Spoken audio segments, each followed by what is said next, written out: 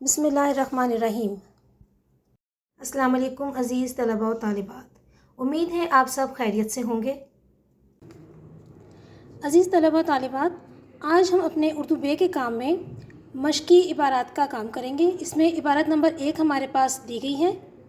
یہ دیکھیے، یہ عبارت ہے، اس کے بعد اس کے سوال ہیں اور سامنے ہی میں نے اس کی ہیڈنگ بنا دی ہے۔ یہ وہ عبارتیں ہیں جن کے جوابات کتاب میں نہیں لکھے، جو آپ کو خود لکھنے ہیں۔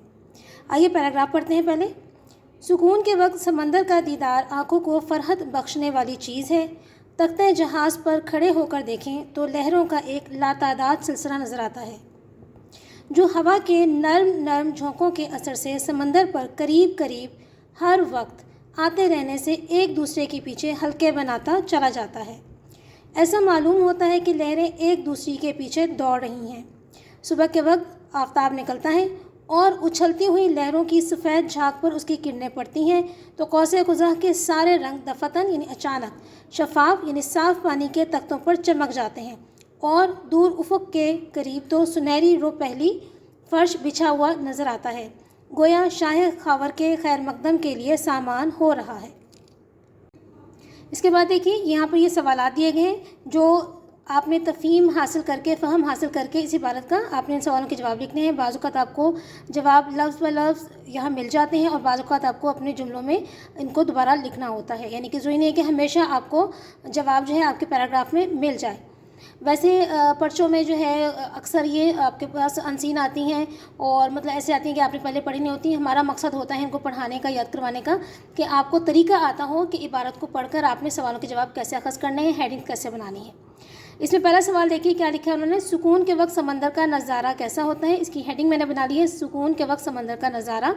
دوسرا سوال انہوں نے پوچھا ہے، تختہ جہاز سے سمندر کیسا نظر آتا ہے۔ ہیڈنگ بنائی ہے اس کی، تختہ جہاز سے سمندر کا منظر۔ تیسری جملے میں انہوں نے پوچھا ہے ہم سے کہ جب سورج مشرق سے طلوع ہوتا ہے تو اس وقت سمندر کا منظر کیسا ہوتا ہے۔ ہیڈنگ اس کی بنائی ہے، طلوع آفتاب کے وقت سمندر کا نظارہ۔ چوتھا سوال ہے، دور افق کے قریب کیا نظر آتا ہے۔ افق کے قریب کا نظارہ اس کی ہیڈنگ ہے۔ اور اس کے بعد آخری سوال پوچھا گیا ہے، شاہ خاور سے کیا مراد ہے۔ اس کی ہیڈنگ ہے، شاہ خاور سے مراد۔ اور بعض اوقات آپ سے عبارت کا عنوان بھی پوچھ لیا جاتا ہے، ان میں سے کوئی ایک سوال نکال کے وہ آپ سے پوچھ سکتے ہیں کہ عبارت کا عنوان کیا ہوگا، موضوع۔ تو جو سبق میں جس بارے میں بات ہو رہی ہے وہی اس کا عنوان ہوگا، یعنی کہ اس کو ہم کہہ سکتے ہیں سکون کے وقت سمندر کا نظارہ یا صبح کے وقت سمندر کا نظارہ۔ تو اس طرح آپ اس کی ہیڈنگ بنا سکتے ہیں۔ اب دیکھیے، کاپی میں آپ نے اس طرح کام کرنا ہے کہ آپ نے پہلے ہیڈنگ بنانی ہے، مشقی تفہیم عبارت نمبر 1، اس کے بعد آپ نے حوالہ دینا ہے چھوٹا سا، ایک سکون کے وقت، اس کے بعد آپ نے یہ ڈاٹ لگانے ہیں اور سامان ہو رہا ہے، یعنی کہ پورا پیراگراف لکھنے کی ضرورت نہیں ہوتی، ہمیں صرف اس کا حوالہ دینا ہوتا ہے کہ ہم کون سا پیراگراف لکھ رہے ہیں۔ اس کے بعد ہے سوالات کے جوابات، آپ ہیڈنگ بنائیں گے۔ الف یا نمبر 1، سکون کے وقت سمندر کا نظارہ، ہم نے پہلے سوال کی ہیڈنگ بنائی تھی، جو سوال ہم سے پوچھا گیا تھا کہ سکون کے وقت سمندر کا نظارہ کیسا ہوتا ہے۔ جواب دیکھیے اس کا، پین کے ساتھ آپ اس طرح لکھیں گے، سکون کے وقت سمندر کا نظارہ قابل دید ہوتا ہے، آنکھوں کو فرحت ملتی ہے اور روح کو چین ملتا ہے۔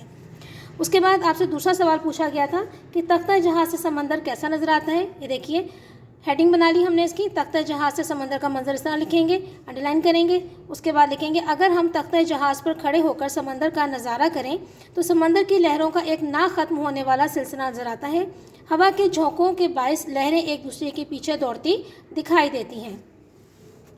اس کے بعد تیسرا سوال آپ سے پوچھا گیا تھا کہ جب سورج مشرق سے طلوع ہوتا ہے تو اس وقت سمندر کا منظر کیسا ہوتا ہے۔ ہیڈنگ اس کی ہم نے بنا لی تھی، طلوع آفتاب کے وقت سمندر کا نظارہ یا سمندر کا منظر۔ طلوع آفتاب کے وقت سمندر کا منظر نہایت دلکش ہوتا ہے۔ جب اچھلتی مچلتی لہروں کی سفید جھاگ پر سورج کی کرنیں پڑتی ہیں تو اس پر قوس قزح کا گمان ہوتا ہے۔ اگلا سوال انہوں نے پوچھا ہے کہ دور افق کے قریب کیا نظر آتا ہے۔ ہیڈنگ ہم نے بنا لی، افق کے قریب کا نظارہ۔ دور افق کے قریب سنہری رو پہلی فرش بچھا ہوا نظر آتا ہے، گویا شاہ خاور کے خیر مقدم کے لیے یعنی استقبال کے لیے سامان ہو رہا ہے۔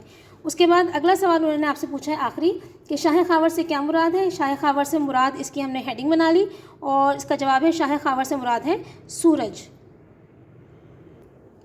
تو اسٹوڈنٹس، یہ تھی ہماری آج کی مشقی عبارت نمبر 1۔ اس کی آپ نے دیکھ لی کہ ہیڈنگ کس طرح بنانی ہے، کاپی میں کام کیسے کرنا ہے۔